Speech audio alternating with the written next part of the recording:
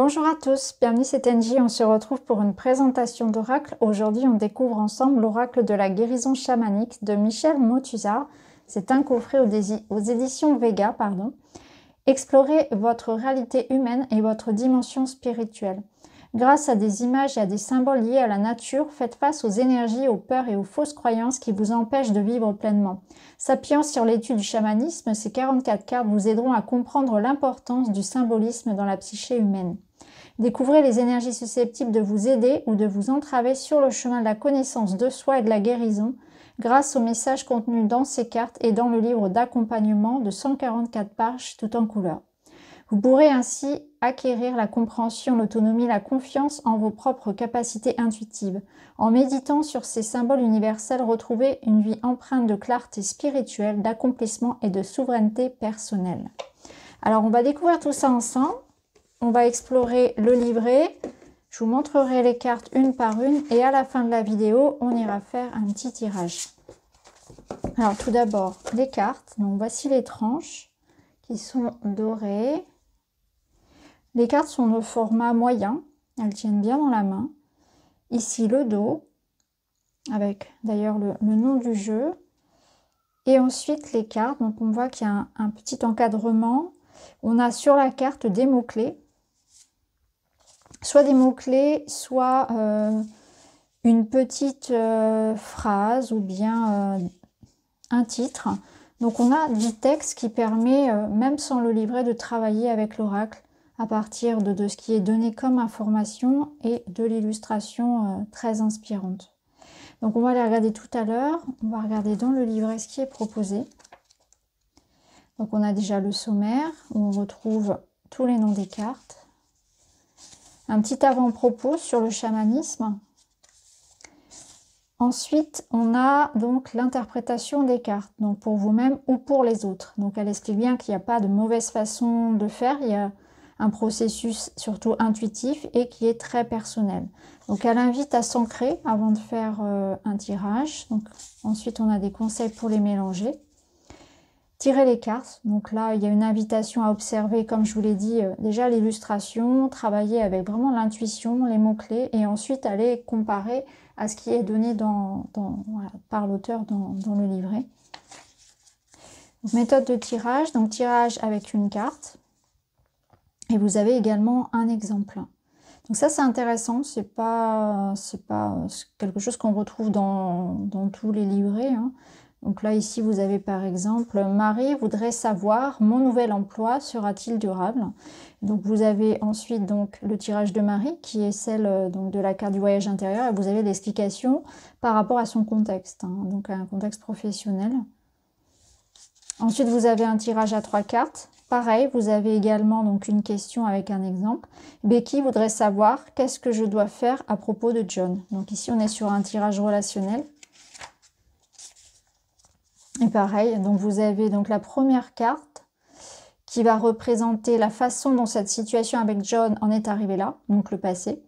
Deuxième carte qui représente l'énergie qui entoure la situation, donc le présent. Et la troisième carte qui indique donc la situation future, l'évolution entre ces deux personnes. Voilà. Et vous avez donc un exemple. Ensuite, vous avez un tirage avec 5 cartes, donc le passé, l'énergie autour de la situation actuelle, les éventuels problèmes cachés qui affectent la situation, donc blocage inconscient, représente une action potentielle à entreprendre pour obtenir le meilleur, donc le conseil, et la carte 5, le résultat probable, donc une projection. Pareil, vous avez ici un exemple. Donc c'est intéressant parce que ça permet d'avoir un exemple concret. C'est toujours utile, surtout lorsqu'on débute les cartes. Ensuite, vous avez une petite note, donc des conseils, pareil, pour vous écouter. C'est important aussi de tenir compte des cartes qui sortent du paquet. Ensuite, la signification des cartes. Donc pour chacune des cartes, on retrouve une miniature en couleur et la signification. Donc vous avez une page à chaque fois pour chaque carte. À la fin, on retrouve les informations concernant donc l'artiste qui vit en Australie. Alors maintenant, ce qu'on va faire, c'est qu'on va regarder les cartes une par une et ensuite on ira choisir notre carte, notre message du moment.